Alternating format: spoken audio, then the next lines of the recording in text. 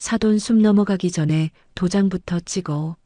니네 아버지 빚 우리 아들한테 넘길 생각 추호도 하지 마라. 친정아빠가 뇌경색으로 쓰러지자마자 시댁 식구들은 마치 짠 듯이 연락을 끊었습니다. 그리고 며칠 만에 나타난 시어머니는 위로는커녕 이혼 서류부터 들이밀었죠. 친정덕 볼 때는 간이라도 빼줄 것처럼 굴었으면서 사정이 어려워지니 저를 헌신짝처럼 내버리려는 그 탐욕스러운 눈빛. 저는 이혼 서류를 넘기는 시어머니를 쳐다보며 빙그레 웃었습니다. 진짜죠, 어머니? 딴소리 하시면 안 돼요. 그리고 이틀 뒤 시어머니는 비명을 지르며 다급하게 전화를 걸어왔는데요. 지금부터 한 여자의 처절하고 통쾌한 복수극이 시작됩니다. 안녕하세요. 세상에 영원한 내 편은 없다는 말을 뼈저리게 실감하고 있는 여자, 이서연이라고 해요. 사랑이라는 달콤한 사탕 발림에 속아 눈이 멀었던 한 여자의 처절한 이야기를 지금부터 시작해 볼게요. 규칙적인 기계음만이 차갑게 울려 퍼지는 중환자실의 공기는 유난히 더 서늘하고 무겁게만 느껴져서 숨을 쉬는 것조차 죄스럽게 느껴지더라고요.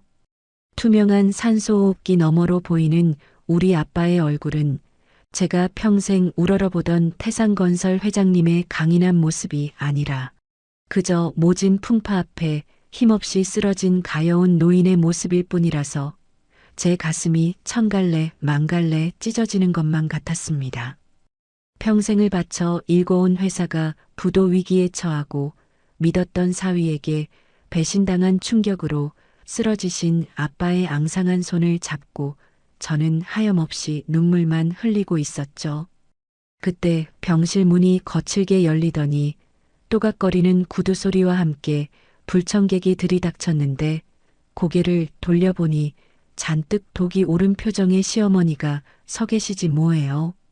사돈이 사경을 헤매고 있는데 걱정하는 기색은커녕 마치 빚쟁이한테 돈 받으러 온 사람처럼 살기등등한 눈빛으로 저를 쏘아보시더니 손에 들고 있던 누런 서류 봉투를 제 앞에 툭 던지며 악다구니를 쓰시더라고요. 니네 아버지 빚 우리 아들한테 넘길 생각 추호도 하지 마라. 당장 도장 찍어. 기가 막혀서 말이 안 나온다는 게 딱 이런 상황을 두고 하는 말인가 싶었습니다. 평소에는 우리 며느리가 최고라며 간이라도 빼줄 것처럼 굴던 분이 회사가 망할 위기에 처하자마자 이렇게 안면몰수를 하고 달려오셨다는 게 믿기지가 않았지만 오히려 머릿속이 차갑게 식으면서 헛웃음이 나오더라고요. 봉투 안에서 나온 건 예상대로 이혼 서류였고 이미 남편란에는 도장이 선명하게 찍혀 있었는데 남편이란 작자는 코빼기도 비치지 않고 늙은 노모를 앞세워 이혼 서류나 들이미는 꼴이라니 정말이지 비겁함의 끝을 보는 것 같아 역겨움이 치밀어 올랐어요. 하지만 저는 그 순간 눈물을 닦아내고 입가에 서늘한 미소를 지으며 바닥에 떨어진 서류를 주워 들고는 시어머니를 똑바로 쳐다보며 물었죠. 어머니, 이거 진짜 이혼하라고 가져오신 거 맞으시죠? 진짜 원하시는 거죠? 제 물음에 시어머니는 콧방귀를 뀌며 당연한 걸 왜 묻냐는 듯 표독스러운 눈빛을 보내셨고 저는 더 이상 망설일 이유가 없다고 판단하고 가방에서 인감도장을 꺼내 그 자리에서 꾹 눌러 찍어드렸어요. 빨간 인주가 묻은 도장이 서류에 찍히는 그 순간 제 지난 3년간의 결혼 생활이 주마등처럼 스쳐 지나가는데 그 사람을 사랑했던 제 자신이 얼마나 바보 같았는지 사무치게 깨닫게 되더라고요. 저는 도장이 찍힌 서류를 시어머니에게 건네며 차분하게 대답했어요. 원하시는 대로 해드릴게요. 딴소리 하시기 없기에요? 시간을 거슬러 올라가 딱 3년 전 제가 그 사람을 처음 만났던 날도 오늘처럼 유난히 바람이 차가웠던 것 같아요. 건설 현장에서 우연히 만난 그 사람은 흙투성이가 된 작업복을 입고도 뭐가 그리 좋은지 해맑게 웃고 있었는데 그 순박한 미소가 온실 속 화초처럼 자란 제 마음을 단번에 사로잡았거든요. 재벌가 딸이라는 제 배경 때문에 돈 냄새를 맡고 다가오는 남자들에게 지쳐있던 저에게 고아 출신이라며 수줍게 고백하던 그 사람의 모습은 너무나도 신선하고 투명해 보였으니까요. 어느 날 포장마차에서 소주 한 잔을 기울이다가 그 사람이 취기에 눈물을 글썽이며 했던 말이 아직도 귓가에 선명해요. 서연아, 나는 가족이 뭔지 몰라. 부모님과 따뜻한 밥 한 끼 먹어보는 게 내 평생 소원이었어. 그렁그렁한 눈망울로 고독을 토로하는 그 남자를 보면서 저는 내가 이 남자의 가족이 되어줘야겠다. 이 외로운 사람에게 따뜻한 울타리가 되어줘야겠다고 결심했죠. 가진 건 쥐뿔도 없지만 성실함 하나는 최고라는 그 남자의 말을 철석같이 믿었던 저는 아버지의 반대에도 불구하고 결혼을 밀어붙였어요. 제 친구들은 시월드가 없는 게 최고의 혼수라며 부러워했고 저 역시 고아인 남편과 결혼하면 오로지 우리 둘만 행복하게 살 수 있을 거라며 꿈에 부풀어 있었죠. 아빠는 하나뿐인 딸이 좋다고 하니 어쩔 수 없이 허락하시면서도 못내 불안해하셨지만 남편이 아빠 앞에서 무릎을 꿇고 맹세하는 모습을 보고는 마음을 여셨어요. 회장님, 아니 아버님, 저 정말 가진 건 없지만 서연이 눈에 눈물 나는 일 없게 하겠습니다. 친아들보다 더 잘하겠습니다. 그렇게 우리는 아빠가 결혼 선물로 마련해 주신 한강이 내려다 보이는 30억짜리 펜트하우스에서 꿈같은 신혼생활을 시작하게 되었어요. 최고급 호텔에서 올린 결혼식은 그야말로 화려함 그 자체였고 남편은 신데렐라의 왕자님처럼 행복해 보여서 저도 덩달아 세상을 다 가진 기분이었죠. 남편은 매일 아침 일찍 일어나 아빠께 안부 전화를 드리고 주말이면 아빠를 모시고 골프장이며 낚시터를 다니면서 정말 친아들보다 더 살갑게 굴더라고요. 아빠도 그런 사위가 기특하셨는지 회사 요직에 앉히시고 하나부터 열까지 경영 수업을 시키시며 차기 후계자로 점 찍어 두시는 눈치셨습니다. 저희 부부는 남부러울 것 없이 완벽하게 행복했고 이 행복이 영원할 거라고 믿어 의심치 않았죠. 하지만 신혼 1년 차에 접어들며 너무나도 평화롭고 달콤하기만 했던 우리 부부의 일상을 산산조각 내버리는 한 통의 전화가 걸려왔어요. 결혼 1주년을 기념해서 남편과 오붓하게 와인을 마시며 저녁 식사를 하고 있는데 식탁 위에 올려둔 남편의 휴대폰이 요란하게 울리기 시작하더라고요. 모르는 번호였지만 남편은 별 생각 없이 전화를 받았는데 수화기 너머의 목소리를 듣자마자 남편의 얼굴이 흙빛으로 변하면서 들고 있던 와인잔을 떨어뜨릴 뻔했지 뭐예요. 평소 침착하던 사람이 손까지 벌벌 떨며 동공이 흔들리는 모습을 보니 직감적으로 뭔가 잘못되었다는 걸 느낄 수 있었어요. 남편은 제 눈치를 살피며 황급히 자리를 피하려고 했지만 조용한 거실이라 수화기 너머로 들려오는 중년 여성의 목소리가 제 귀에도 똑똑히 들리고 말았거든요. 그 목소리는 떨리고 있었지만 뼈에 사무친 그리움과 원망이 뒤섞인 아주 기묘한 톤이었어요. 민재야 엄마야. 널 얼마나 찾았는지 아니? 고아라고 천애고아라 피부치 하나 없다고 했던 남편에게 엄마라니 이게 도대체 무슨 마른 하늘의 날벼락 같은 소리인가 싶어 저는 멍하니 남편을 바라볼 수밖에 없었어요. 남편은 전화를 끊지도 못하고 엉거주춤 서서 식은땀을 흘리며 저와 전화기 사이에서 갈팡질팡하고 있었습니다.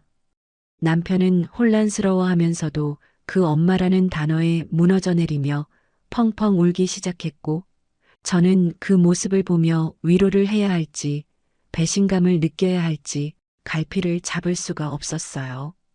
분명 고아라고 외로운 사람이라서 내 모든 사랑을 쏟아부어 가족을 만들어주겠다고 결심했는데 갑자기 튀어나온 친부모의 존재는 우리 부부의 견고했던 세계에 균열을 일으키기 시작했거든요. 수화기 너머로 떨려오던 그 목소리의 주인공을 만나러 가던 날, 제 심장은 불안과 기대로 묘하게 엇박자를 내며 뛰고 있었습니다. 남편이 그토록 사무치게 그리워했던 혈육을 만나는 자리니 아내로서 마땅히 기뻐해야 하는데 이상하게도 제 본능은 자꾸만 도망치라고 경고 신호를 보내는 것만 같았어요. 약속 장소인 낡고 허름한 한식당의 미닫이 문을 열고 들어섰을 때 퀴퀴한 곰팡이 냄새와 음식 냄새가 뒤섞인 공기 속에서 우리를 기다리고 있던 건 잔뜩 구겨진 옷을 입은 노부부였어요. 남편을 보자마자 내 새끼 하며 달려와 통곡하는 시어머니와 그 뒤에서 눈시울을 붉히며 고개를 떨구는 시아버지를 보며 남편은 그 자리에서 다리가 풀린 듯 주저앉아 오열하기 시작했죠. 식당 안에 모든 사람이 쳐다볼 정도로 처절한 상봉 장면이었지만 저는 그 순간 아주 기이하고도 서늘한 시선을 느껴야만 했어요. 남편을 끌어안고 우는 시어머니의 눈동자가 아들의 얼굴이 아닌 식탁 위에 올려둔 제 외제차 차키와 손목에 감긴 명품 시계를 바쁘게 훑고 있었으니까요. 그 눈빛은 30년 만에 찾은 자식을 향한 애끓는 모정이라기보다는 마치 굶주린 하이에나가 예상치 못한 횡재를 발견했을 때 번들거리는 탐욕의 눈빛과 소름 끼치도록 닮아 있었어요. 하지만 감격에 취해 이성이 마비된 남편에게는 그런 섬뜩한 기색이 전혀 보이지 않는 것 같더라고요.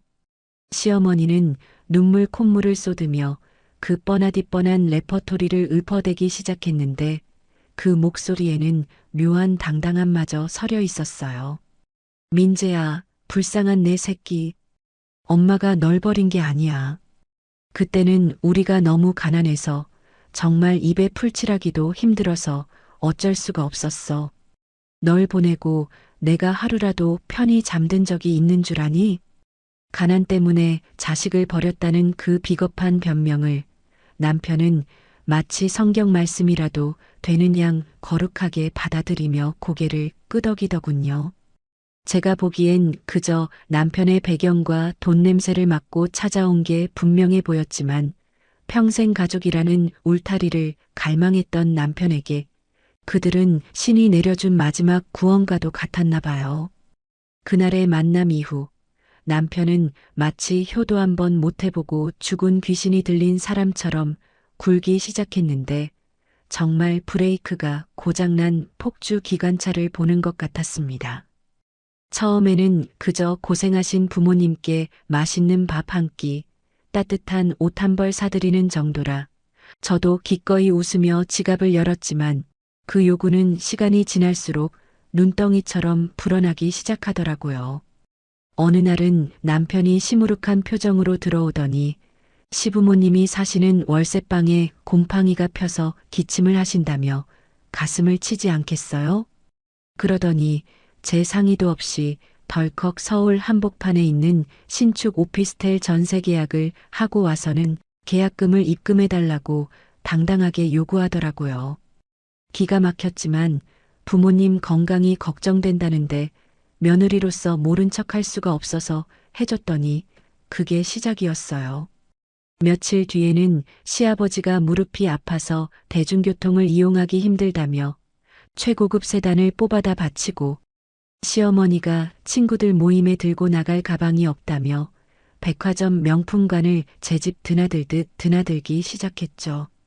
제가 이건 정말 아닌 것 같아서 우리가 아무리 여유가 있어도 이렇게 계획 없이 흥청망청 쓰는 건 아니지 않냐고 조심스럽게 말을 꺼냈을 때였어요.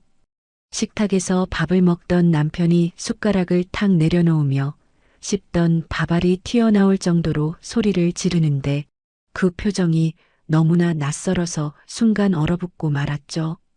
야, 이서연. 너 지금 돈 좀 있다고 유세 떠냐? 내가 내 부모님한테 효도 좀 하겠다는데. 그게 그렇게 배가 아파? 너는 부모님 잘 만나서 평생 손에 물 한 방울 안 묻히고 호의호식하며 살았지만 난 이제 겨우 부모님 만났어. 그동안 못 해드린 거 다 해드리고 싶은 내 마음을 그렇게 짓밟아야 속이 시원해? 남편의 그 악에 바친 고함은 단순한 화가 아니라 마음 깊은 곳에 딸이를 틀고 있던 열등감과 자격지심의 폭발이었어요. 저는 그 적반하장 같은 태도에 말문이 막혔지만 그래도 할 말은 해야겠다 싶어서 떨리는 목소리로 따끔하게 지적했죠. 누가 효도하지 말래? 적당히 분수에 맞게 하라는 거지. 그리고 솔직히 말해서 그 돈, 자기가 번 돈 아니잖아. 다 우리 아빠가 주신 거고 회사 돈인데 자기가 생색은 다 내면서 펑펑 쓰는 거 장인어른 보기에 민망하지도 않아? 양심이 있으면 그러면 안 되는 거 아니야? 제 말이 전곡을 찔렀는지 남편은 얼굴이 빨개지더니 씩씩거리는 숨소리만 내뱉으며 자리를 박차고 나가버리더라고요. 그 뒷모습을 보며 저는 가슴이 답답해 터질 것만 같아서 친정으로 달려가 아빠에게 모든 사실을 털어놓고 하소연을 했어요. 제 이야기를 다 들으신 아빠는 씁쓸한 표정으로 찻잔을 만지작거리시더니 오히려 제 손을 꼭 잡으며 남편의 편을 들어주시지 뭐예요? 서연아, 박서방이 오죽하면 그러겠냐. 평생을 처내고아로 외롭게 살다가 핏줄을 찾았으니 그 기쁨이 오죽하겠어. 가족 없이 산 게 평생의 한이라는데 네가 좀 넉넉하게 마음 먹고 참아줘라. 없는 사람 돕는 셈치고 남편 기살려주는 셈치고 눈 감아주면 다 너한테 복으로 돌아올 거다. 내가 박서방 더 열심히 일하라고 챙겨주는 거니까 너무 속상해하지 마라. 아빠의 그 넓고 깊은 마음이 그리고 사위를 친아들처럼 여기시는 그 따뜻한 배려가 저에게는 거역할 수 없는 법이나 다름없었기에 저는 끓어오르는 화를 꾹꾹 눌러 담으며 묵묵히 며느리 노릇을 하기 시작했어요.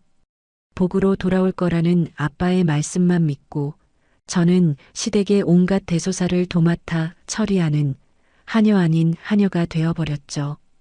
김장철이 되면 연차까지 내고 가서 고무장갑을 끼고 배추를 절이고 버무리는데 시어머니는 손가락 하나 까딱 안 하고 소파에 누워 텔레비전을 보며 애미야, 간이 좀 싱겁다. 더 빨갛게 해라 하며 훈수만 두시더라고요. 그뿐인가요? 시댁 식구들이 해외여행을 가고 싶다고 하면 제가 항공권부터 숙소 예약, 현지 가이드 역할까지 자처해서 무거운 짐을 바리바리 싸들고 따라다녀야 했어요. 시아버지 환갑잔치 때는 유명 호텔 연회장을 빌려 제 사비로 최고급 요리와 가수까지 불러서 성대한 파티를 열어드렸는데 시댁 친척들은 고마워하기는커녕 음식이 짠해 싱겁네 하며 타박을 놓질 않나 갈 때 챙겨드린 답례품이 약소하다며 대놓고 면박을 주기까지 했죠. 호의가 계속되면 권리인 줄 안다더니 시댁 식구들이 딱 그 짝이더라고요. 그들은 이제 아주 당연하다는 듯이 손을 내밀며 더 큰 것을 요구해 왔고 그 탐욕의 입은 벌려도 채워지지 않는 블랙홀 같았죠. 애미야, 이번에 네 시누이가 결혼할 때가 됐는데 혼수는 좀 빵빵하게 해줘야 우리 집안 체면이 서지 않겠니? 너네 친정은 그 정도는 껌값 아니냐? 강남 아파트 한 채 정도는 해줄 수 있지? 이런 말도 안 되는 요구가 일상이 되어버렸지만 남편은 그저 허허 웃으며 걱정 마세요. 장인어른께 말씀드려서 제가 다 알아서 할게요라고 제 앞에서 보란 듯이 큰 소리만 뻥뻥 쳐대니 제 속은 새까맣게 타들어갈 수밖에 없었죠.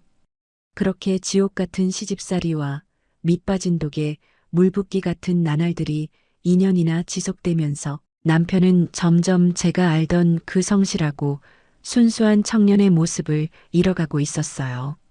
아빠의 전폭적인 지지 덕분에 남편은 고속 승진을 거듭해 태상건설의 핵심 부서인 구매팀장 자리에 올랐고 저 역시 회계팀 차장으로 승진하여 회사 내에서는 꽤나 힘있는 실세 부부로 통하게 되었죠.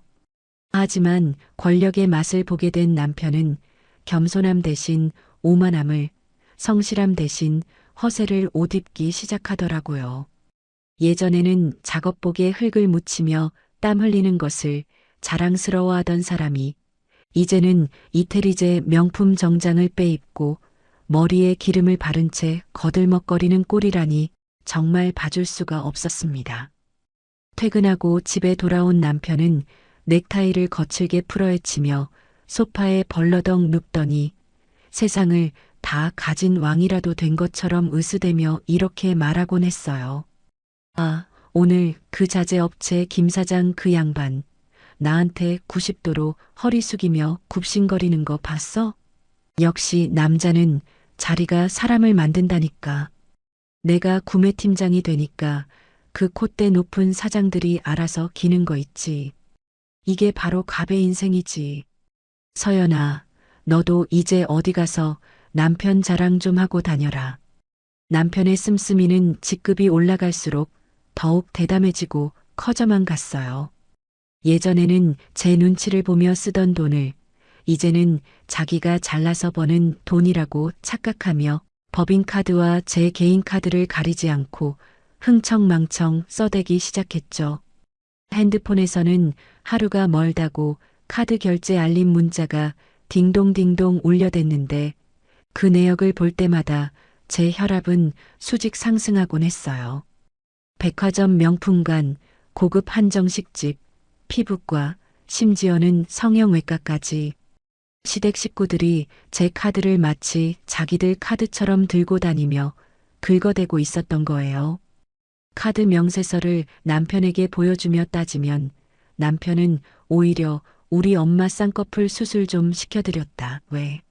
늙어서 눈꺼풀 처지는 게 얼마나 불편한 줄 알아? 하며 적반하장으로 소리를 질러댔죠.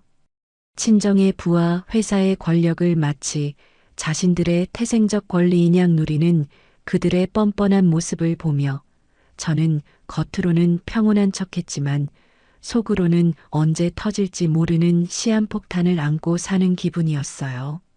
그 불안한 예감은 마치 태풍 전야의 고요함처럼 우리 부부의 겉모습만 화려한 일상을 감싸고 있었고 저는 다가오는 파멸의 그림자를 애써 외면하며 하루하루를 버텨내고 있었답니다.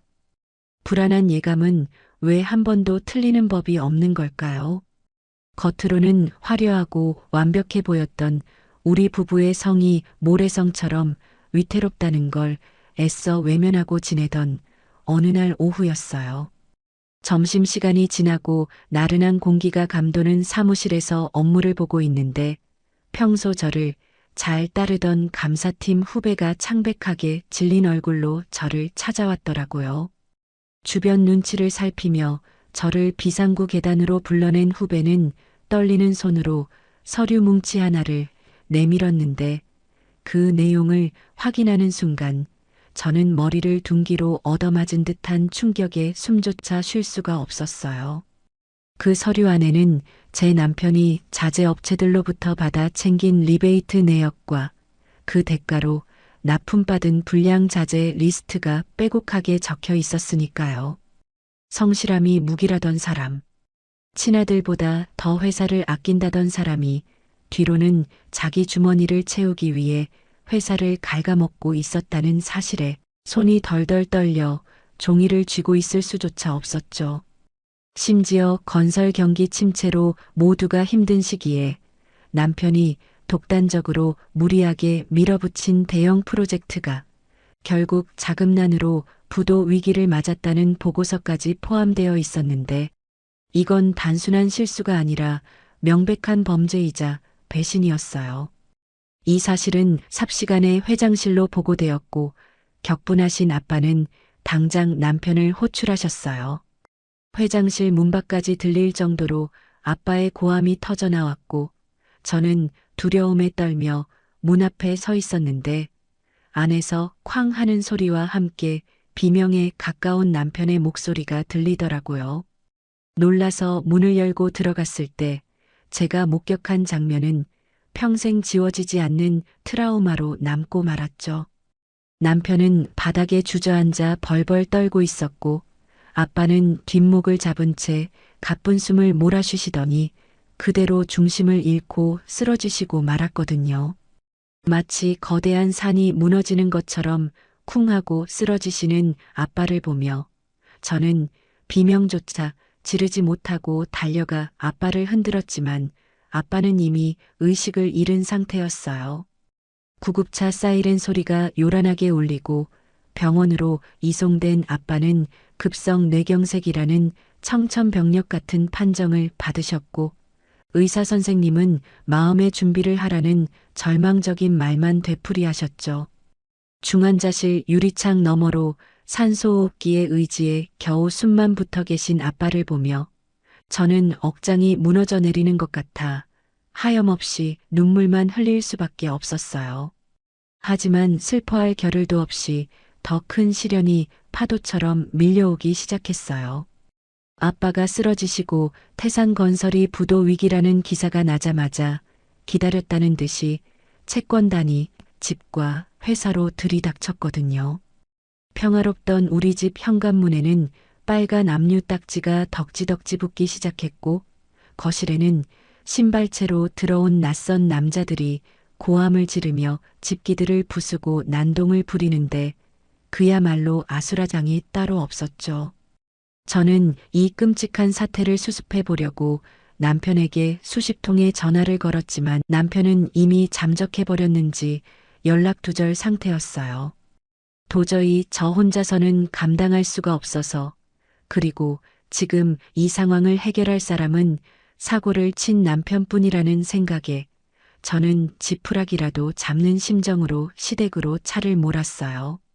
남편이 분명 거기 숨어 있을 거라는 확신도 있었지만 무엇보다 그동안 우리가 해준 게 얼만데 적어도 며느리가 이런 상황이면 문이라도 열어주고 따뜻한 물 한 잔이라도 주며 위로해 줄 거라는 일말의 기대가 있었거든요. 시댁 오피스텔 앞에 도착해 떨리는 손으로 초인종을 눌렀지만 안에서는 인기척이 느껴지는데도 문은 열리지 않았어요. 한참을 두드리고 애원한 끝에 인터폰 속에서 차가운 목소리가 들려왔죠. 불과 며칠 전까지만 해도 제 손을 잡으며 우리 며느리가 최고라고 칭송하던 그 입술이 매몰차게 비틀리며 차가운 말을 뱉어내더라고요. 누구세요? 잡상인 안 받으니까 돌아가세요. 저는 너무 놀라 심장이 멎는 것 같았지만 애써 침착하게 다시 말을 건넸어요. 어머니 저예요, 서연이요. 제발 문 좀 열어주세요. 저 지금 너무 무서워요. 민재 씨 여기 있죠? 제 애원에도 불구하고 시어머니는 콧방귀를 뀌며 소름 끼칠 정도로 냉정한 목소리로 대답하시더군요. 우리는 너 같은 며느리 둔 적 없다. 망한 집구석 며느리가 어디 감히 여기를 찾아와? 당장 꺼지지 않으면 경찰 부를 테니까 그런 줄 알아. 툭 하는 소리와 함께 인터폰이 끊기고 저는 멍하니 닫힌 문만 바라보며 서 있을 수밖에 없었어요. 그 집 전세금이며 가구며 가전제품이며 전부 다 제 돈으로 우리 아빠 돈으로 해준 건데 어떻게 사람이 이럴 수가 있나 싶어 온몸에 피가 거꾸로 솟는 것 같더라고요. 그동안 아빠 덕에 떵떵거리며 외제차 끌고 다니고 명품으로 휘감고 다니던 인간들이 상황이 불리해지자마자 싹 입을 닫고 저를 남보다 못한 취급을 하는 꼴을 보니 배신감을 넘어 다 뒤집어 엎어버리고 싶은 충동까지 느껴질 지경이었죠. 문전박대를 당하고 돌아 나오는 엘리베이터 안에서 저는 거울 속에 비친 초라한 제 모습을 보며 이를 악물었어요. 내가 지금 울고 있을 때가 아니구나. 이대로 무너지면 저 인간들이 원하는 대로 되는 거구나 하는 생각이 번쩍 들었거든요. 다시 병원으로 돌아와 홀로 중환자실 앞을 지키는데 차가운 병원 복도의 냉기가 뼛속까지 파고드는 것 같아 몸이 덜덜 떨려왔어요. 아빠는 여전히 의식이 없으시고 회사는 넘어가기 일보 직전인데 남편이란 사람은 어디서 뭘 하고 있는지조차 알 수 없는 이 기막힌 상황이 꿈이길 바랬지만 현실은 너무나 가혹했죠. 그때 꺼져가던 제 핸드폰이 다시 울렸고 발신자를 확인하니 그토록 기다리던 남편의 이름이 떠 있었어요. 저는 반가움과 분노가 뒤섞인 감정으로 황급히 전화를 받았는데 수화기 너머로 들려오는 건 걱정이나 사과가 아닌 짜증 섞인 남편의 목소리였어요.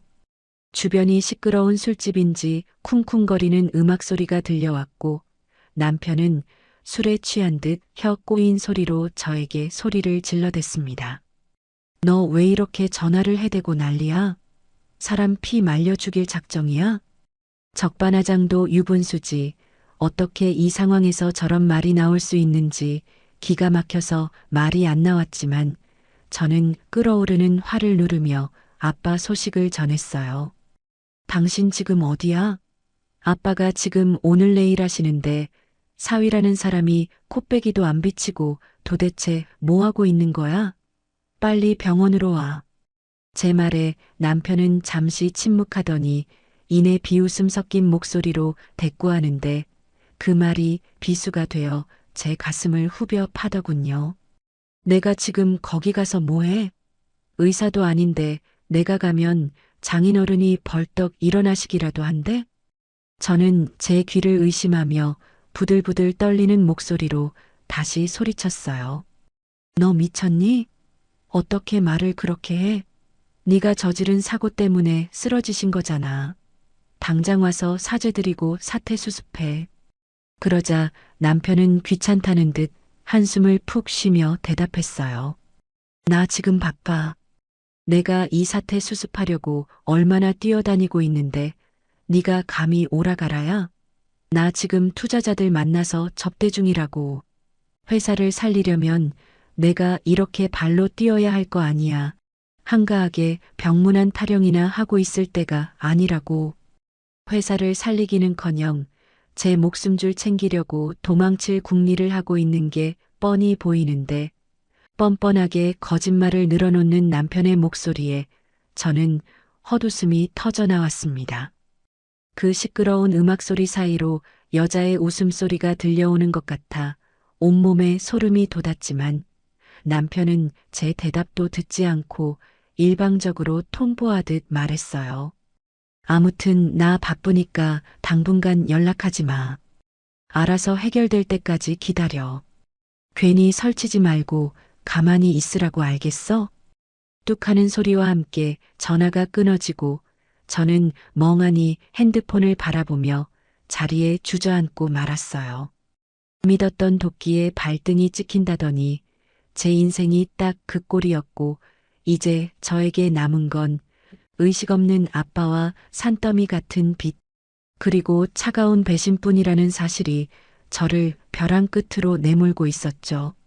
전화가 끊긴 후 차가운 병원 복도에 주저앉아 있던 저는 멍하니 꺼진 휴대폰 화면만 바라보고 있었는데 그때 저 멀리서 누군가 급한 발걸음으로 달려오는 소리가 들리더라고요. 고개를 들어보니 아빠의 오랜 신복이신 김 실장님이 한눈에도 며칠 밤을 새운 듯 퀭한 얼굴로 서류 봉투 하나를 가슴에 품은 채 저를 향해 뛰어오고 계셨어요. 숨을 헐떡이며 제 앞에 선 실장님은 주변을 경계하듯 두리번거리더니 저를 비상계단 구석으로 이끌고 가서는 떨리는 손으로 품에 안고 있던 서류 봉투를 건네주셨어요. 이게 뭐냐고 묻는 제 눈빛에 실장님은 차마 입을 떼지 못하고 고개를 떨구셨는데 그 무거운 침묵이 오히려 저에게는 천둥 소리보다 더 크게 다가와서 직감적으로 알 수 있었죠. 이 봉투 안에 제 인생을 송두리째 뒤흔들 잔인한 진실이 들어있다는 걸 말이에요. 떨리는 손으로 봉투를 열어 그 안에 담긴 서류들을 하나하나 확인해 내려가는데 종이 한 장 한 장 넘길 때마다 제 심장이 난도질 당하는 것 같은 고통에 숨조차 쉴 수가 없었습니다. 그건 단순한 횡령 내역이 아니라 회계팀 차장인 저조차 까맣게 속을 수밖에 없었던 아주 치밀하고 정교한 조작의 증거들이었거든요. 서류에는 JN 컴퍼니라는 낯선 업체로 수십억 원의 자재, 대금이 흘러들어간 내역이 있었는데 알고 보니 이 회사는 실체가 없는 유령 회사였어요.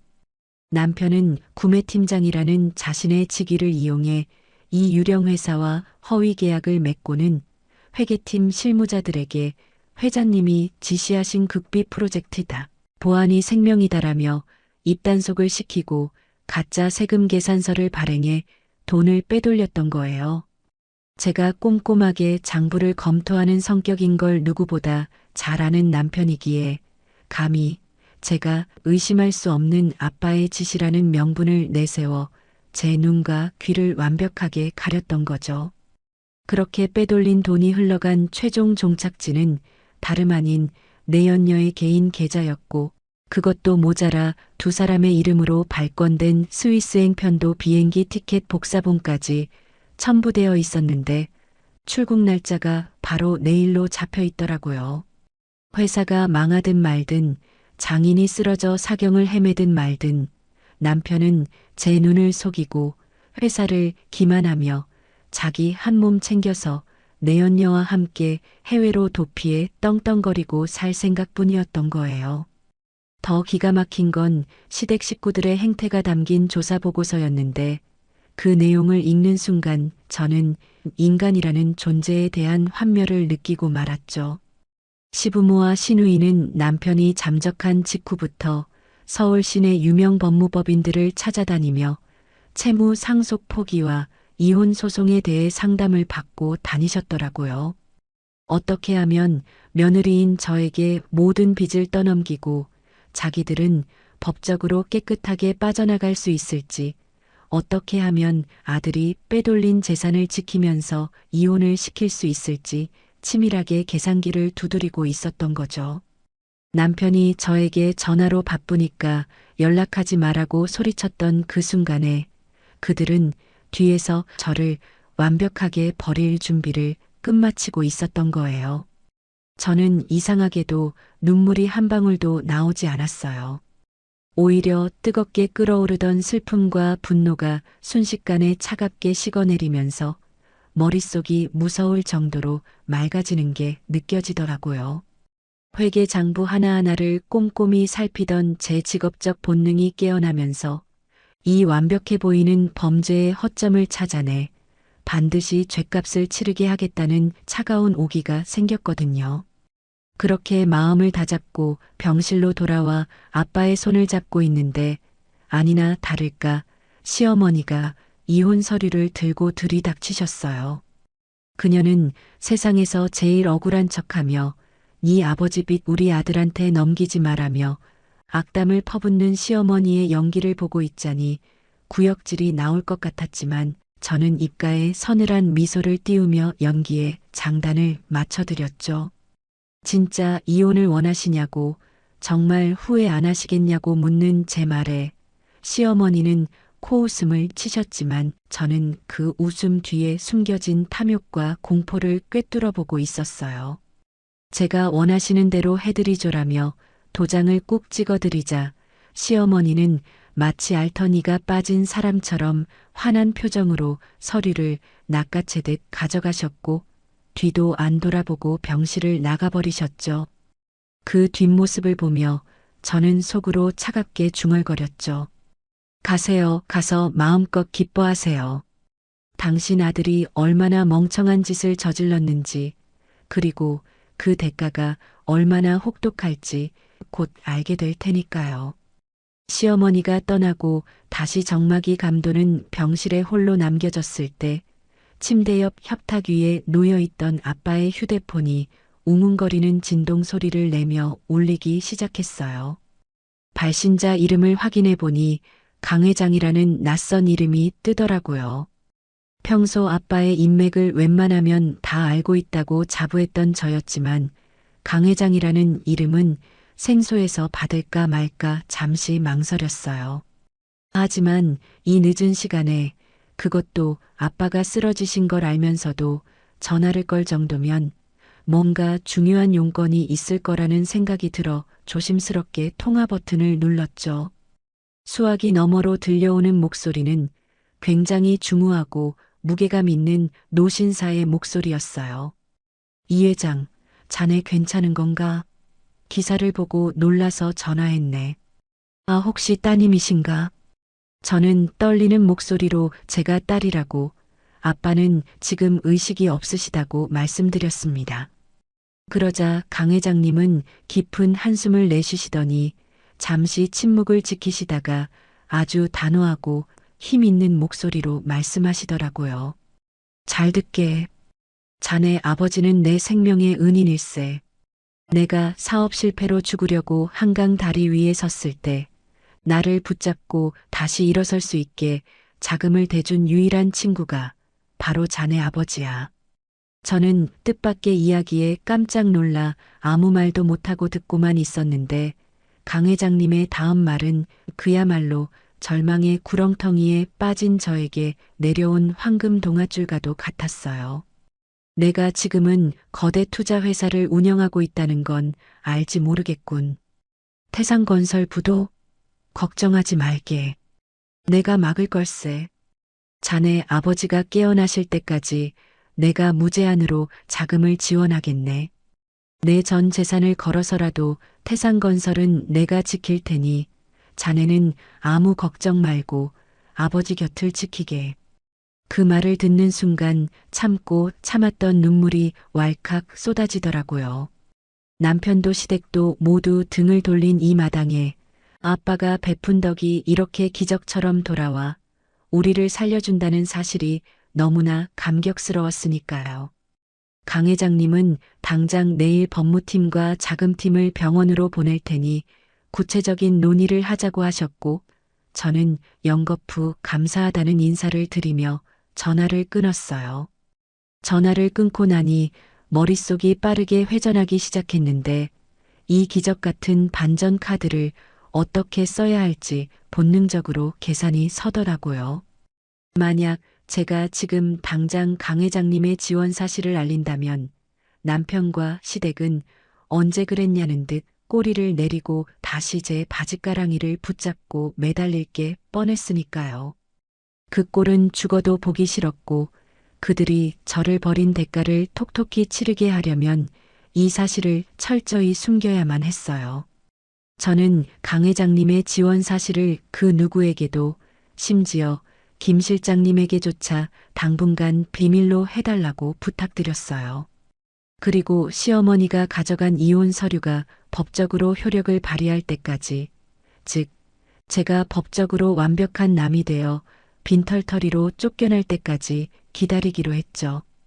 며칠 뒤 남편은 변호사를 통해 이혼 숙려 기간 단축을 요청해 왔고 저는 그 요청을 흔쾌히 받아들였어요. 남편과 시댁 식구들은 제가 빚더미에 눌려 정신이 나가서 자포자기한 줄 알고 쾌재를 부르고 있더라고요. 들리는 소문에 의하면 시어머니는 동네방네 다니며 알터니가 빠졌다.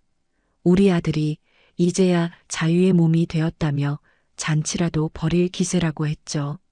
남편 역시 내연녀와 함께 출국 날짜를 미루고 한국에 남아 이혼이 확정되는 날만을 손꼽아 기다리고 있었는데 아마도 이혼 도장을 찍고 나서 마음 편히 재산을 빼돌려 떠날 심산이었겠죠. 저는 그들의 축제 분위기를 모른 척하며 묵묵히 법원 출석 날짜를 기다렸어요. 법원 복도에서 마주친 남편은 저를 보며 비릿한 웃음을 흘리더니 아주 가관인 멘트를 날리더라고요. 서연아, 사람 인연이라는 게 다 그런 거 아니겠어? 너도 좋은 사람 만나서 새 출발해. 빚은 뭐 열심히 살다 보면 갚아지겠지. 뻔뻔하게 위로하는 척하며 저를 조롱하는 그 역겨운 입술을 보며 저는 속으로 차갑게 웃어주었어요. 그래, 마음껏 웃어더라. 그 웃음이 비명으로 바뀌는 데는 그리 오랜 시간이 걸리지 않을 테니까. 저는 아무 대꾸도 하지 않고 판사 앞에서 담담하게 이혼 의사를 밝혔고, 그렇게 우리는 법적으로 완벽한 남남이 되었어요. 법원을 나서는 남편과 시어머니의 뒷모습은 개선장군처럼 당당하고 가벼워 보였지만 그들은 모르고 있었죠. 자신들이 제 손을 놓은 그 순간이 바로 썩은 동아줄을 잡고 지옥불로 뛰어든 순간이라는 것을, 그리고 제가 잡은 손은 저를 가장 높은 곳으로 끌어올려줄 황금 사다리라는 것을 말이에요. 이제 모든 준비는 끝났고 진짜 게임은 지금부터 시작이라는 생각에 저는 병원으로 돌아가는 발걸음을 재촉했어요. 아빠의 병실에 도착해 창밖을 바라보니 먹구름이 걷히고 햇살이 비치기 시작하는데 그 햇살이 마치 제 복수의 서막을 알리는 조명처럼 느껴지더라고요. 법원에서 남편과 시어머니의 그 가증스러운 뒤통수를 보며 돌아선 지 딱 이틀이 지났을 때였어요. 세상은 제가 빈털터리가 되어 쫓겨났다고 믿고 있었고 남편과 그 내연녀는 스위스로 떠날 꿈에 부풀어 샴페인을 터뜨리고 있었겠죠. 하지만 그들의 축배가 독배로 바뀌는 건 정말 순식간이었습니다. 아침 9시 주식시장이 열림과 동시에 대한민국 경제뉴스는 태산건설이라는 네 글자로 도배되기 시작했어요. 속보 태산건설, 거대 투자사로부터 5천억 규모 투자 유치 확정. 이 기사가 뜨자마자 휴지 조각이 될 뻔했던 태산건설 주식은 미친 듯이 치솟아 점상을 기록했고 거래량은 폭발하며 회사는 그야말로 화려하게 기사회생했죠. 부도 처리를 위해 회사로 들이닥쳤던 채권단은 꼬리를 내리고 물러갔고 회사 로비는 환호하는 직원들의 함성으로 가득 찼다는 소식이 들려왔죠. 이 모든 건 강 회장님이 아빠와의 약속을 지키기 위해 정광석화처럼 움직여주신 덕분이었는데 사람들은 이걸 기적이라고 불렀지만 저는 이걸 심판의 시작이라고 불렀습니다. 회사가 살아났으니 이제는 회사에 기생하던 암덩어리를 도려낼 차례였죠. 저는 강 회장님이 붙여주신 국내 최고의 법무팀 변호사들과 마주 앉아 제가 밤새 분석한 자료들을 테이블 위에 펼쳐놓았어요. 그건 바로 남편이 제 눈을 피하기 위해 만들었던 유령회사 JN컴퍼니의 자금 흐름도와 그가 위조했던 가짜 재검 계산서들이었어요. 회계팀 차장인 저를 속이기 위해 회장님 특명 보안 프로젝트라며 꾸며냈던 그 치밀한 서류들이 아이러니하게도 이제는 그를 옥죄는 가장 강력한 올가미가 되어버린 거죠. 저는 변호사님에게 붉은 펜으로 남편이 빼돌린 자금의 최종 종착지인 내연녀의 계좌를 가리키며 차분하게 말했어요. 단순 횡령이 아닙니다. 이건 특경법상 배임 사문서 위조, 그리고 범죄수익은닉규제법 위반까지 적용 가능한 건입니다. 가장 무거운 형량을 받게 해주세요. 빠져나갈 구멍 따위는 없게 만들어주셔야 합니다. 검찰은 제 제보와 증거가 너무나 완벽해서 수사 착수와 동시에 체포영장을 발부했고 남편과 내연녀에 대한 출국 금지 명령이 떨어졌어요. 하지만 이미 공항으로 출발해버린 그들은 이 사실을 꿈에도 모른 채 인천공항 출국 심사대 앞에 서 있었죠. 저는 병실 TV를 켜고 뉴스 채널을 고정해 둔 채 마치 재미있는 영화의 클라이맥스를 기다리는 관객처럼 팔짱을 끼고 화면을 응시했어요. 그리고 잠시 후 뉴스 속보 자막과 함께 현장 화면이 비쳤는데 그 장면은 평생 제 뇌리에서 잊히지 않을 최고의 명장면이었어요. 선글라스를 끼고 명품 가방을 든 채 희희낙낙하며 출국장을 빠져나가려던 남편과 내연녀의 앞을 검은 양복을 입은 수사관들이 가로막는 모습이 생중계되고 있었거든요. 화면 속 남편은 수사관이 내민 체포영장을 보고는 믿을 수 없다는 듯 뒷걸음질을 쳤고 내연녀는 비명을 지르며 남편의 뒤로 숨으려 했지만 소용없었어요. 수사관들은 가차없이 남편의 손목에 은색 수갑을 채웠고 이거 나. 내가 누군지 알아? 나 태상건설 회장 사위야. 라고 발악하는 남편의 목소리가 뉴스 오디오를 뚫고 생생하게 들려왔죠. 회장 사위. 이미 이혼 도장 찍어서 남남이 된 주제에 어디서 감히 아빠의 이름을 파는 건지 그 뻔뻔함에 헛웃음이 나오더라고요. 기자들의 플래시 세례가 쏟아지는 가운데 고개를 푹 숙인 채 끌려가는 남편의 모습을 보며 저는 가슴 깊은 곳에서 뜨거운 무언가가 뻥 뚫리는 듯한 카타르시스를 느꼈어요.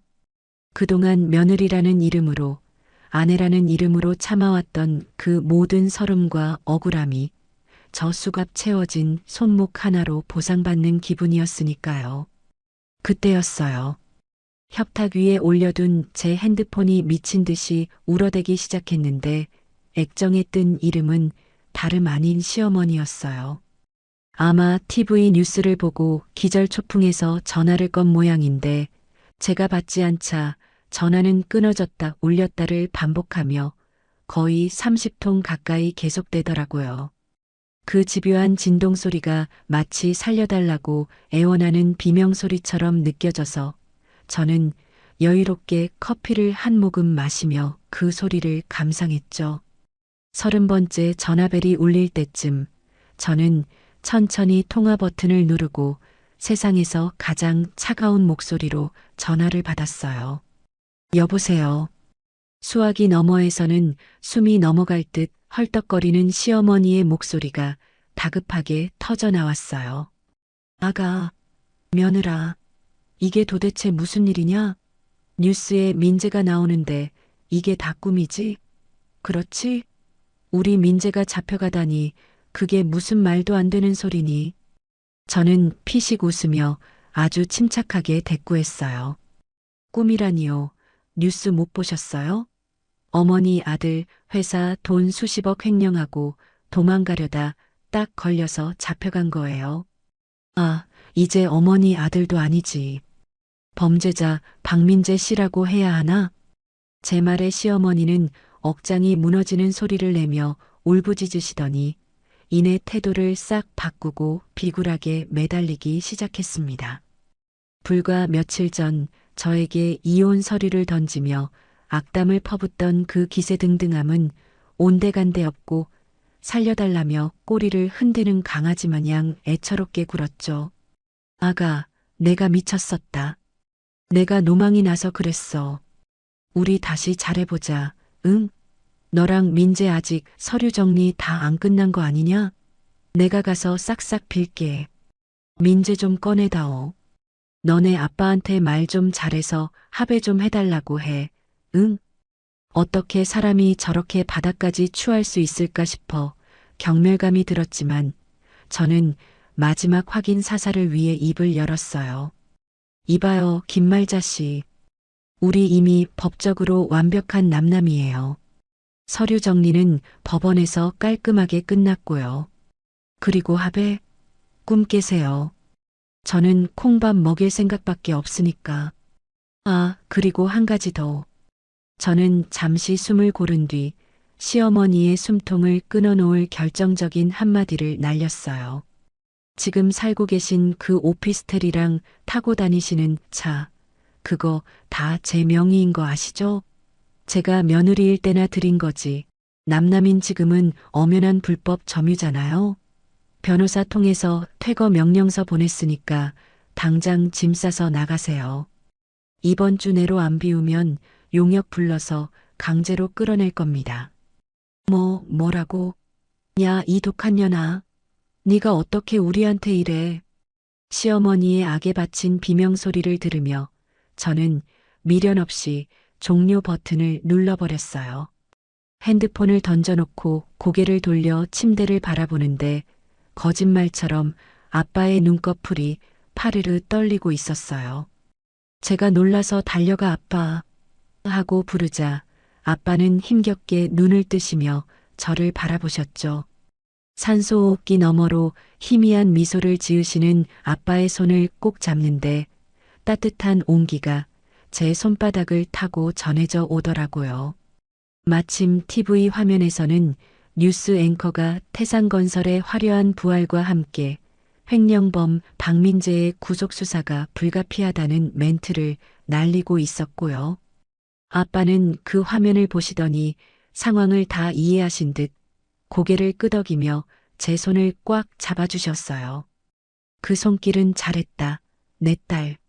고생했다라고 말씀하시는 것 같아서 저는 아빠의 가슴에 얼굴을 묻고 그제야 참았던 기쁨의 눈물을 펑펑 쏟아낼 수 있었답니다. 지옥 같았던 시간들이 끝나고 드디어 우리에게도 진짜 봄날이 찾아온 것만 같았거든요. 남편이 구속되고 아빠가 기적처럼 의식을 되찾으시면서 우리 집안에는 다시 웃음꽃이 피기 시작했어요. 태산건설 주가는 연일 상한가를 기록하며 고공행진을 이어갔고 아빠도 강 회장님의 전폭적인 지원 덕분에 VIP 병동에서 재활 치료를 받으며 복귀를 준비하고 계셨거든요. 저는 이제 모든 악몽이 끝났다고 정의가 승리했다고 믿으며 안도하고 있었는데 그건 저의 너무나도 순진하고 어리석은 착각이었습니다. 구치소의 차가운 철창 안에 갇힌 남편은 얌전히 자신의 죗값을 치를 생각은커녕 마지막 발악으로 우리를 향해 치명적인 독을 품고 웅크리고 있었으니까요. 뱀은 머리가 잘려도 독이빨을 세운다는 말이 있다던데 제 전 남편이 딱 그 짝이었던 거죠. 회사가 부도의 위기를 넘기고 정상화 궤도에 오르며 다시 활기를 되찾아가던 어느 평화로운 오후였어요. 저는 밀린 결제 서류를 검토하느라 정신이 없었는데 현장 소장님으로부터 다급한 전화 한 통이 걸려왔어요. 수화기 너머로 들려오는 소장님의 목소리는 공포에 질려 파들파들 떨리고 있었고 주변의 소음마저 겹쳐서 처음에는 무슨 말인지 잘 들리지도 않았어요. 제가 진정하시라고 천천히 말씀해 보시라고 달랜 뒤에야 소장님이 뱉어낸 말은 제 심장을 멈추게 만들기에 충분했죠. 우리 회사의 사활이 걸린 핵심 프로젝트이자 랜드마크가 될 대형 복합 쇼핑몰 공사 현장에서 안전진단을 하던 중 건물의 뼈대가 되는 H빔 철골 자재에서 치명적인 결함이 발견되었다는 거예요. 소장님의 보고에 따르면 설계 도면상에는 최고 등급의 국산 정품 자재를 쓰도록 되어 있었는데 실제 현장에 시공된 철골은 강도가 현저히 떨어지는 중국산 저가 불량품이었던 거죠. 알고 보니 구매팀장이었던 남편이 리베이트를 챙기기 위해 그리고 그 돈으로 내연녀와 호의호식하기 위해 서류를 조작하여 불량 자재로 바꿔치기를 해두었던 것이었어요. 이건 단순한 횡령이나 배임 수준이 아니라 수천 수만 명의 목숨을 담보로 위험한 도박을 벌인 악질적인 범죄였는데 문제는 이미 공사가 60% 이상 진행된 상태라는 거였어요. 이 사실이 외부로 알려지면 건물을 전면 철거하고 재시공해야 하는 건 물론이고 부실 공사기업이라는 꼬리표가 붙어 회사는 회복 불가능한 타격을 입고 문을 닫아야만 하는 절체절명의 상황이었으니까요. 남편은 잡혀가면서도 우리 회사의 가장 깊숙한 심장에 언제 터질지 모르는 시한폭탄을 설치해두고 갔던 거예요. 제가 이 끔찍한 사실을 전해 듣고 충격에 빠져 망연자실에 있는 틈을 타서 시어머니가 회사 로비로 들이닥치셨어요. 경비원들에게 제지를 당해 끌려나가면서도 고래고래 소리를 지르며 이서연 나와 네가 우리 아들 잡아먹고 무사할 줄 아냐 라며 악다구니를 쓰시는데 그 기세가 예전에 비굴하게 살려달라고 빌던 모습과는 180도 달라져 있더라고요. 저는 불길한 예감을 애써 누르며 시어머니를 조용한 비상계단으로 데리고 갔는데 시어머니는 기다렸다는 듯 가방에서 낡은 가죽 수첩 하나와 누런 서류 뭉치를 꺼내 제 눈앞에 보란 듯이 흔들어 보이셨어요. 그건 다름 아닌 남편이 꼼꼼하게 작성해둔 자재 바꿔치기 비밀 장부와 납품업체와 몰래 맺은 이중 계약서 원본이었죠. 남편이 구속되기 직전 만약의 사태를 대비해 이 결정적인 증거들을 시어머니에게 맡겨두고는 엄마, 이게 우리를 살려줄 마지막 동아줄이야. 이걸로 저 여자 협박해서 나 좀 꺼내줘. 라고 귓속말을 남겼던 모양이에요. 시어머니는 그 장부를 마치 핵무기 발사 버튼이라도 되는 양 손에 꽉 쥐고 휘두르며 입가에는 사악하고 비열한 미소를 지으셨죠. 이거 보이지? 우리 민재가 아주 꼼꼼하게도 적어놨더구나. 몇 월 며칠 어느 현장에 어떤 불량 자재가 들어갔는지 아주 상세하게 말이야. 심지어 네가 결제한 서류 복사본도 여기 다 있어. 네가 몰랐다고 발뺌해도 소용없다는 거지. 저는 침이 바짝바짝 마르는 것을 느끼며 억지로 침착한 척 떨리는 목소리로 물었죠. 원하는 게 뭐예요? 이렇게까지 하는 이유가 뭐냐고요. 그러자 시어머니는 탐욕스러운 눈빛을 번뜩이며 본색을 드러내셨어요. 간단해. 우리 민재 당장 합의서 써서 풀어주고 그동안 고생한 위로금 명목으로 현금 50억 내놔. 안 그러면 이 장부랑 계약서 내일 아침 당장 방송국이랑 신문사에 뿌려버릴 테니까. 너네 회사 부실 공사로 낙인 찍혀서 쫄딱 망하는 꼴 보고 싶으면 어디 한번 버텨보든가. 기가 막혀서 말이 안 나왔지만 시어머니가 쥐고 있는 저 장부가 세상에 공개되는 순간 태상건설은 그 즉시 사망 선고를 받는다는 걸 저도 시어머니도 너무나 잘 알고 있었어요. 남편을 감옥에서 빼내고 한몸 단단히 챙겨서 해외로 튀려는 그들의 속셈이 뻔히 보였지만 지금의 저는 그 더러운 협박 앞에서 너무나 무력했죠. 심지어 이 소식을 어디서 들었는지 회장님 측 비서실에서도 은밀하게 연락이 왔는데 만약 부실 공사 이슈가 터진다면 투자자 보호를 위해 투자를 전면 철회하고 원금 회수에 들어갈 수밖에 없다는 청천벽력 같은 통보를 해오셨습니다. 이제 겨우 살아난 회사가 그리고 겨우 의식을 찾으신 아빠가 이 사실을 알게 되면 그 충격을 감당하실 수 없을 거라는 생각에 저는 아무에게도 말 못하고 홀로 속만 태우며 끙끙 앓아야 했어요. 제가 쉽게 대답을 못하고 입술만 깨물며 망설이자 시어머니는 저를 더욱 옥죄기 시작하셨어요. 왜? 50억이 아까워? 너네 회사 가치에 비하면 껌값 아니니? 고민할 시간 하루 줄 테니까 잘 생각해봐. 내 인내심이 그리 길지 않다는 거 명심하고. 혹시라도 네가 딴 마음 먹을까봐 내가 선물 하나 준비했어. 그러면서 시어머니는 핸드폰을 꺼내 보여주는데 건설 관련 커뮤니티 익명 게시판에 태상건설 납품 비리 의혹이라는 제목의 글이 올라와 있더라고요. 시어머니가 맛보기라며 남편이 거래했던 하청업체 리스트 일부와 불량 자재 사진을 살짝 흘린 것이었는데 글이 올라오자마자 조회수가 폭발하고 댓글창이 술렁이기 시작하는 게 보였어요. 태상건설 이번에 살아나나 했더니 역시나네. 저기 아파트 분양받았는데 취소해야 하나요? 같은 불안한 댓글들이 실시간으로 달리는 걸 보며 저는 손이 덜덜 떨려 숨조차 제대로 쉴 수가 없더라고요. 이건 단순한 협박이 아니라 진짜로 회사의 목을 조여오는 실질적인 공포였고 그들은 저를 파멸시킬 준비를 완벽하게 끝마친 상태였으니까요. 시어머니는 저에게 맞지? 이건 예고편에 불과해. 내일 정오까지 돈 안 가져오면 본게임 시작할 거야. 그때는 네가 100억을 싸들고 와도 소용없어. 라며 섬뜩한 경고를 남기고 자리를 뜨셨죠. 그날 밤 저는 텅 빈 사무실에 홀로 남아 머리를 감싸쥐고 괴로워했어요. 창밖으로는 화려한 도시의 야경이 펼쳐져 있었지만 제 눈에는 아무것도 들어오지 않았고 오직 째깍거리는 시계 초침 소리만이 제 심장을 두드리는 것 같았죠. 밤새 잠 한숨 못 자고 고민하는데 꿈인지 생시인지 뱀 같은 남편과 독사 같은 시어머니가 제 목을 칭칭 감고 조여오는 환영이 보여 식은 땀이 줄줄 흘렀어요.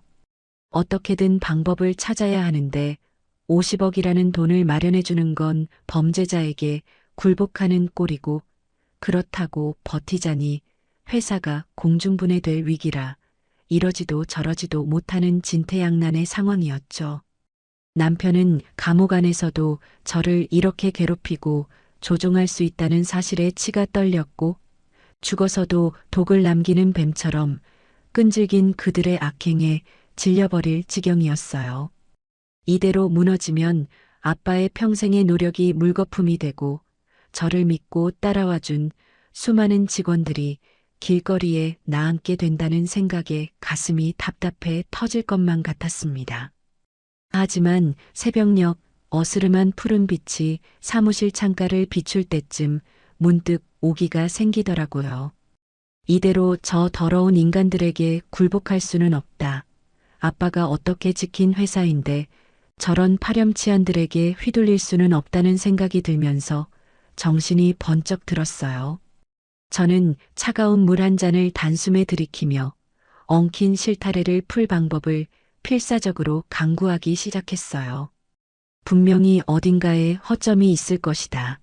저들이 간과하고 있는 치명적인 약점이 반드시 있을 것이다. 스스로에게 체면을 걸듯 되뇌면서요. 그때 문득 아주 사소한 사실 하나가 뇌리를 스치고 지나갔어요. 남편이 횡령을 위해 이용했던 유령 회사와 거래했던 하청업체 사장들, 그들도 과연 남편과 한 통속이었을까? 혹시 그들도 남편의 갑질과 협박에 못 이겨 어쩔 수 없이 불량 자재를 납품했던 희생자들은 아니었을까?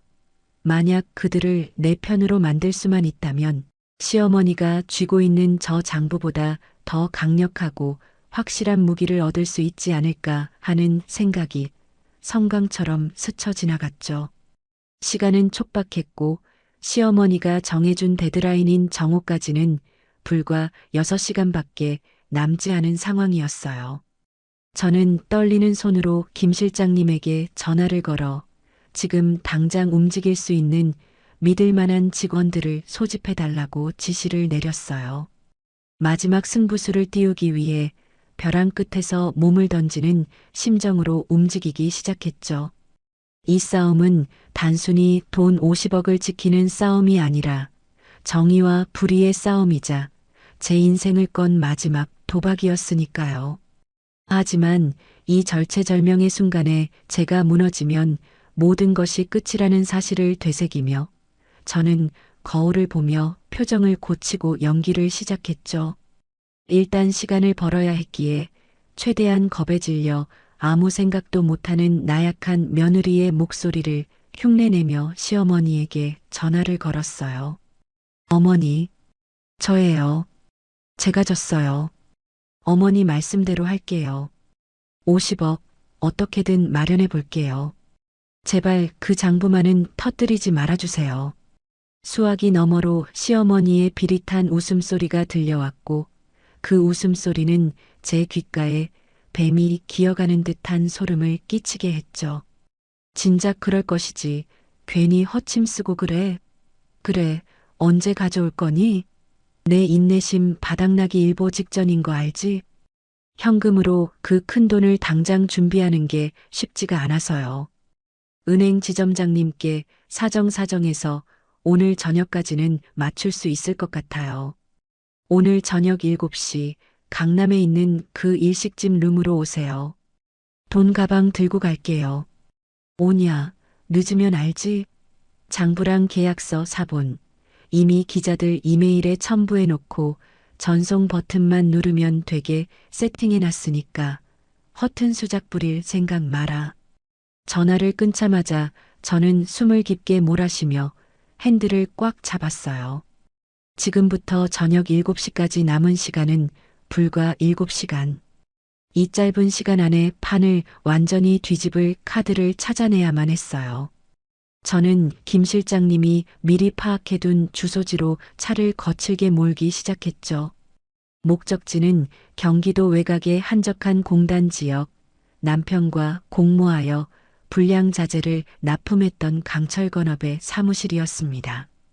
도착한 곳은 간판도 제대로 달려있지 않은 허름한 컨테이너 박스였는데 인기척을 죽이고 문을 열고 들어가니 최 사장이라는 사람은 뉴스에서 본 남편의 구속 소식 때문인지 잔뜩 겁을 집어먹은 채 대낮부터 소주병을 기울이고 있더라고요. 저를 보자마자 화들짝 놀라 뒷문으로 도망치려는 그를 김 실장님이 가로막았고 저는 겁에 질린 그의 눈을 똑바로 쳐다보며 아주 은밀하고도 섬뜩한 거짓말을 속삭였어요.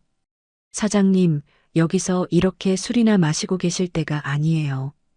큰일 났어요. 제 남편 박민재 씨가 구치소에서 변호사를 통해 무슨 말을 하고 다니는지 아세요? 모든 건 최 사장님이 시켜서 한 일이라고, 자기는 사장님이 협박해서 억지로 시키는 대로 했을 뿐이라고 뒤집어 씌우고 있어요. 이러다간 사장님이 이 모든 비리의 주범으로 몰려 독박 쓰고 감옥 가시게 생겼다고요. 제 말에 최 사장의 얼굴은 순식간에 백지장처럼 하얗게 질리더군요. 그는 덜덜 떨리는 손으로 술잔을 떨어뜨리며 억울해서 미치겠다는 듯 펄펄 뛰었어요. 그게 무슨 소리요? 내가 시키다니. 지가 먼저 리베이트 줄 테니까 중국산 싸구려 넣어달라고 협박해놓고 내가 안 된다고, 이건 너무 위험하다고 말렸는데도 막무가내로 밀어붙인 게 누군데. 저는 그 기회를 놓치지 않고 쐐기를 박았죠. 그러니까요. 저도 남편이 너무 괘씸하고 인간 같지도 않아서 사장님을 돕고 싶어서 온 거예요. 남편이 사장님 협박했던 증거 혹시 없으세요? 녹취록이나 문자 같은 거요. 그게 있어야 사장님이 사십니다.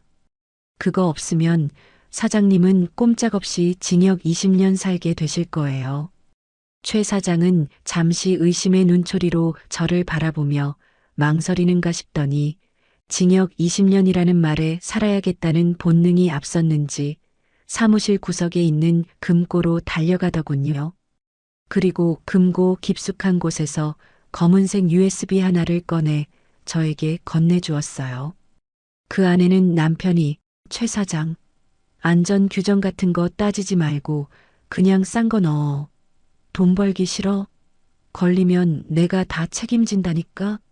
안 그러면 거래 끊고 업계에서 매장시켜버릴 줄 알아. 라고 소리치는 목소리가 아주 생생하게, 그리고 아주 결정적으로 녹음되어 있었죠. 이거야말로 남편의 숨통을 끊고 시어머니의 협박을 단숨에 무력화시킬 최고의 핵무기였어요. 약속 시간인 저녁 7시가 가까워오자 저는 비장한 각오로 준비해둔 007 가방을 들고 약속 장소인 일식집으로 향했어요. 가방 안에는 시어머니가 요구한 50억 원의 현금 대신 오늘 아침 배달된 신문지 뭉치들이 가득 들어 있었죠. 미닫이 문을 열고 들어서니 시어머니는 이미 상석에 앉아 비싼 회 한 접시를 거의 다 비우고 계셨는데 저를 보자마자 입가에 탐욕스러운 미소를 띠며 손을 내미시더라고요. 왔니? 돈은? 가져왔어? 저는 말없이 가방을 테이블 위에 쿵소리가 나도록 올려놓았어요. 시어머니는 눈을 반짝이며 당장이라도 가방을 열어보려 하셨지만 저는 그 손을 탁 쳐내며 차갑게 쏘아붙였죠. 잠깐만요. 순서가 틀렸잖아요. 먼저 그 장부랑 계약서 원본부터 내놓으세요. 물건 확인도 안 하고 돈부터 드릴 순 없죠. 제가 바보도 아니고. 시어머니는 이게 어디서 건방지게라며 투덜거리셨지만 50억이라는 거액 앞이라 그런지 순순히 가방에서 그 낡은 수첩과 서류 봉투를 꺼내 테이블 위에 올려놓으셨어요. 그러면서 아주 의기양양하게 마치 승리자가 패배자를 내려다보듯 저를 비웃으시더라고요. 역시 넌 내 손바닥 아니야. 아무리 발버둥 쳐봤자 며느리는 시어머니 못 이기는 법이지. 진작 말을 들었으면 좋았잖아. 그럼 서로 얼굴 붉힐 일도 없고 얼마나 좋아? 시어머니가 돈 가방에 잠금 장치에 손을 대는 그 찰나의 순간, 저는 번개 같은 속도로 테이블 위에 장부와 서류를 낚아채 제 품에 안았어요. 그리고 방문을 향해 신호를 보내듯 목청껏 소리쳤죠. 지금입니다. 들어오세요. 그 말이 떨어지기가 무섭게 굳게 닫혀있던 방문이 벌컥 열리더니 경찰입니다. 움직이지 마세요. 라는 우렁찬 외침과 함께 잠복해 있던 강력계 형사님들이 들이닥쳤어요. 시어머니는 너무 놀라들고 있던 돈 가방을 바닥으로 떨어뜨리셨는데 털썩하고 열린 가방 안에서 쏟아져 나온 건 50억 원의 현금이 아니라 구겨진 폐신문지 뭉치들이었죠. 바닥에 흩뿌려지는 신문지 조각들을 보며 시어머니의 얼굴은 경악으로 일그러졌고 상황 파악이 안 된 채 멍하니 서 있다가 자신의 손목에 채워지는 차가운 수갑의 감촉에 비명을 지르셨어요. 이게 뭐야? 이거 안 나? 내가 누군 줄 알고. 야 이서연, 네가 감히 나한테 함정을 파? 형사님은 단호하고 무미건조한 목소리로 미란다 원칙을 고지했어요. 김말자 씨, 당신을 공갈 협박 및 증거 인멸 시도 그리고 범죄 수익 은닉 혐의로 긴급 체포합니다. 변호사를 선임할 수 있고 변명의 기회가 있으며 경찰서로 끌려가는 시어머니의 뒷모습을 보며 저는 품에 안았던 비밀 장부와 최 사장에게서 받은 USB를 담당 형사님께 모두 제출했어요. 이로써 시어머니는 아들을 구하기는커녕 자신도 감옥에 가게 생겼고 아들의 죄목만 더 확실하게 만들어주는 꼴이 되어버린 거죠. 제 속이 다 시원해지는 순간이었지만 아직 해결해야 할 가장 큰 산이 남아 있었어요. 바로 회사의 존폐가 걸린 부실 자재 문제였죠. 저는 이 위기를 기회로 바꾸기 위해 누구도 예상치 못한 아주 대담한 정면 돌파를 감행하기로 결심했어요. 다음 날 아침 저는 긴급 기자회견을 자청하여 수많은 카메라와 플래시 세례 앞에 섰습니다. 단상에 오른 저는 준비해온 원고를 읽는 대신 마이크 앞에 서서 깊게 고개를 숙이며 진심 어린 사과부터 전했죠. 태상건설 대표 직원으로 나오게 된 이서연입니다. 저희는 최근 내부 감사를 통해 과거 담당자의 비리로 인한 심각한 자재 결함을 선제적으로 발견했습니다. 비록 막대한 손실이 예상되지만 고객의 안전과 신뢰보다 더 중요한 가치는 없기에 해당 건물을 전면 철거하고 처음부터 다시 시공하기로 결정했습니다. 뼈를 깎는 아픔으로 다시 태어나겠습니다. 기자회견장은 잠시 정적이 흘렀고 이내 웅성거림으로 바뀌더니 질문 세례가 쏟아지기 시작했어요. 보통 건설사들이라면 쉬쉬하며 덮으려 했을 치부를 스스로 드러내고 수백억 원의 손해를 감수하면서까지 안전이라는 가치를 택한 태상건설의 결단에 여론은 반전되기 시작했죠. 비리 기업이라는 오명 대신 양심 기업, 책임지는 기업이라는 찬사가 쏟아지기 시작했고 인터넷 커뮤니티와 SNS에서는 태상건설 응원 챌린지까지 이어졌어요. 위기가 기회로 뒤바뀌는 기적 같은 순간이었죠. 이 소식을 전해 들은 강 회장님 역시 자네의 그 정직함과 결단력이 내 마음을 움직였네. 내 눈이 틀리지 않았어. 라며 투자를 철회하기는커녕 오히려 추가 자금 지원을 약속해 주셨어요. 덕분에 곤두박질 칠 뻔했던 태상건설의 주가는 폭락은커녕 연일 상한가를 기록하며 창사 이래 최고치를 경신하는 기염을 토했답니다. 반면 구치소에 있던 남편은 그야말로 생지옥을 맛보게 되었어요. 제가 제출한 최 사장의 녹취록과 시어머니가 가져온 장부가 결정적인 증거가 되어 단순 횡령 혐의에 건설산업기본법 위반과 특정범죄 가중처벌 등에 관한 법률 위반 혐의까지 추가되었거든요. 변호사 말로는 최소 징역 15년 이상은 나올 것이고 평생 감옥에서 썩게 될지도 모른다고 하더라고요. 뉴스 화면에 비친 남편의 얼굴은 이제 거만함은 온데간데였고 공포와 절망으로 일그러져 있었는데 그 모습을 보며 저는 비로소 길고 길었던 싸움이 끝났음을 실감할 수 있었어요. 자신이 심어둔 독에 자신이 중독되어 파멸해가는 꼴이라니 인과응보라는 말이 이보다 더 잘 어울릴 수는 없었죠. 저는 창밖으로 보이는 맑게 갠 하늘을 올려다보며 깊은 숨을 내쉬었어요. 이제 정말 다 끝났구나. 이제야말로 아빠와 함께 진짜 내 인생을 살 수 있겠구나 하는 안도감과 함께 지난날의 사처들이 아물어가는 게 느껴지더라고요. 시원한 바람이 불어와 제 뺨을 스치는데 그 바람이 마치 잘했다, 고생했다라고 위로해주는 것만 같았답니다. 시간은 참 야속하기도 하지만 또 한편으로는 가장 공평한 치유제라는 말이 맞는 것 같아요. 그 치열했던 전쟁 같았던 시간들이 지나가고 어느덧 계절이 2번이나 바뀌어 따스한 봄바람이 불어오는 날이 찾아왔거든요. 그 사이 우리 태산건설은 창립 이래 가장 눈부신 전성기를 맞이했어요. 양심 기업이라는 타이틀 덕분에 수주 실적은 역대 최고를 기록했고 주가는 연일 고공행진을 이어가며 업계의 부러움을 한몸에 받고 있었습니다. 무엇보다 가장 기쁜 소식은 우리 아빠가 건강을 완전히 회복하셔서 경영 일선에 복귀하셨다는 거예요. 훌훌 털고 일어나 지팡이 없이도 꼿꼿하게 걸어 들어오시는 아빠의 모습을 보며 직원들은 기립박수로 환영했고 저는 그 모습을 뒤에서 지켜보며 남몰래 눈시울을 붉혔답니다.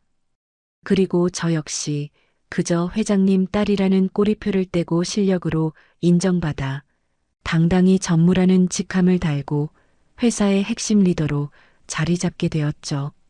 회사의 창립 30주년 기념 행사가 열리는 날 화려한 샹들리에가 빛나는 연회장에는 정재계 인사들과 직원들로 발 디딜 틈이 없었는데 사회자가 제 이름을 호명하자 우레와 같은 함성이 터져 나왔어요. 다음은 위기의 순간, 탁월한 리더십으로 태산건설을 구원한 이서연 전무님의 축사가 있겠습니다. 단상에 올라 수많은 사람들의 눈을 마주하는 순간 가슴이 벅차오르더라고요.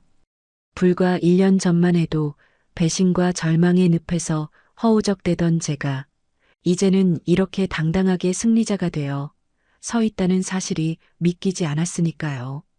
저는 떨리는 목소리를 가다듬고 준비해온 축사 대신 진심을 담은 한마디를 건넸어요. 비온 뒤에 땅이 굳는다는 말처럼 우리는 시련을 겪으며 더 단단해졌습니다. 이제 태산건설은 그 어떤 바람에도 흔들리지 않는 뿌리 깊은 나무가 될 것입니다. 저를 믿고 따라와 주신 모든 분께 이 영광을 돌립니다. 쏟아지는 박수갈채 속에서 단상을 내려오는데 아빠가 저를 향해 엄지를 척 들어 보이시며 환하게 웃어주셨어요. 그 미소 하나로 지난날의 모든 고생이 눈 녹듯 사라지는 기분이었죠. 행사가 끝나고 로비를 빠져나오는데 회전문 앞에서 소란스러운 풍경이 눈에 들어왔어요. 낡고 해진 옷을 입은 한 노파가 경비원들의 바짓가랑이를 붙잡고 실랑이를 벌이고 있었는데 헝클어진 머리와 때 묻은 얼굴은 영락없는 노숙자의 행색이었지만 저는 단번에 알아볼 수 있었어요. 바로 제 전 시어머니 김말자 씨였죠. 알고 보니 시어머니는 공갈 협박 미수와 증거인멸 시도 혐의로 집행유예를 받고 풀려났지만 제가 퇴거 명령을 내려 쫓겨난 이후 오갈 데가 없어 찜질방과 무료 급식소를 전전하며 살고 있다고 하더라고요. 아들인 남편은 징역 15년을 선고받고 감옥에 갇혀 있으니 끈 떨어진 연신세가 되어 비참하게 하루하루를 연명하고 있었던 거예요. 시어머니는 저를 발견하자마자 눈이 휘둥그레지더니 경비원을 뿌리치고 제 앞으로 달려와 넙죽 엎드리며 울부짖기 시작했어요. 아가, 서연아, 나 좀 살려다오. 내가 잘못했다. 밥 한 끼만 먹여줘. 응? 갈 데가 없어. 제발 예정을 생각해서라도. 제 바짓단을 잡으려는 그 시커먼 손을 보며 사람들은 수군거렸지만 저는 눈 하나 깜짝하지 않았어요. 예전 같았으면 마음이 약해져서 지갑이라도 열었겠지만 지금의 저는 그들이 제 인생에 남긴 상처가 얼마나 깊었는지 그리고 그들이 얼마나 악랄했는지 뼈저리게 기억하고 있었으니까요. 동정심? 그런 건 사치였어요. 저는 아주 차갑고 건조한 눈빛으로 시어머니를 내려다보며 경비원에게 짧고 간결하게 지시했죠. 여기 잡상인 출입 금지 아닌가요? 손님들 불편해하시니 얼른 내보내세요. 아, 네. 전무님, 죄송합니다. 이봐요, 할머니. 얼른 나가요. 경비원들에게 양팔이 들려 질질 끌려나가면서도 서연아, 내가 잘못했어. 라고 비명을 지르는 시어머니의 모습을 뒤로하고 저는 쿨하게 몸을 돌려 제 차에 올랐어요. 백미러로 멀어지는 그 초라한 형상을 보며 저는 속으로 작별 인사를 건넸죠. 당신의 업보예요. 부디 그곳에서 평생 반성하며 사세요. 차를 타고 향한 곳은 강 회장님과의 미팅 장소였어요. 회장님은 저에게 소개해주고 싶은 사람이 있다며 아드님을 데리고 나오셨는데 강민우라는 이름의 그 남자는 훤칠한 키에 선한 인상을 가진 분이었어요. 미국에서 MBA를 마치고 귀국해 강 회장님의 투자회사를 이끌고 있는 실력파라고 들었는데 실제로 대화를 나눠보니 생각보다 훨씬 더 깊이 있고 따뜻한 사람이더라고요. 일적인 이야기로 시작했지만 대화는 자연스럽게 취미와 가치관 이야기로 이어졌고 우리 사이에는 묘한 기류가 흐르기 시작했어요. 그는 제 눈을 지그시 바라보며 이렇게 말하더군요. 이 전무님 이야기 많이 들었습니다. 힘든 일을 겪으셨다고 들었는데 이렇게 당당하고 멋지게 이겨내신 모습이 정말 존경스럽습니다. 앞으로 자주 뵙고 싶네요. 일적으로도 그리고 사적으로도요. 그 정중하고 진솔한 고백에 제 심장이 쿵 하고 내려앉는 걸 느꼈어요. 사랑에 배신당해 다시는 누군가를 믿지 못할 거라고 생각했는데 꽁꽁 얼어붙었던 제 마음에 다시 봄눈 녹듯 설렘이라는 감정이 피어오르더라고요. 저는 수줍게 웃으며 저도요, 본부장님. 이라고 대답했죠. 아마도 이것이 제 인생에 찾아온 두 번째 봄의 시작이 아닐까 하는 예감이 들었습니다. 그날 저녁 저는 아빠가 선물해 주신 새로운 집 테라스에 앉아 아빠와 와인잔을 기울였어요. 한강이 한눈에 내려다 보이는 야경은 여전히 아름다웠지만 신혼집에서 바라보던 그 풍경과는 사뭇 다른 느낌으로 다가왔어요. 그때는 그저 눈에 보이는 화려함에 취해 있었다면 지금은 그 불빛 하나하나에 담긴 삶의 무게와 소중함을 알기에 더 깊이 있게 느껴진다고나 할까요? 아빠는 와인을 한 모금 드시더니 제 손을 꼭 잡으며 말씀하셨습니다.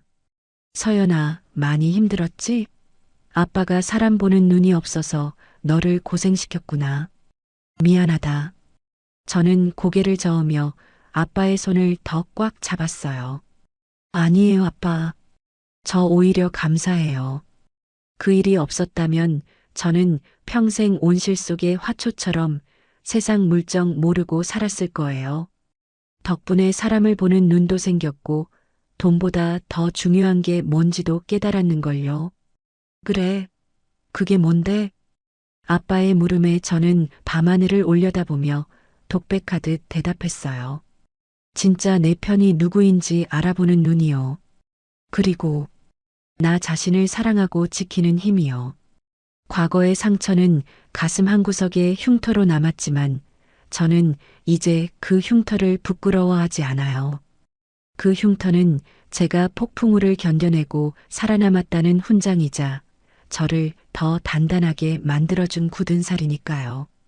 깨진 항아리는 다시 붙이면 물이 새지만 금이 간 곳을 황금으로 때우면 세상에 하나뿐인 예술품이 된다는 일본의 킨츠기라는 공예처럼 제 인생도 상처를 통해 더 빛나는 예술품으로 다시 태어난 것 같아요.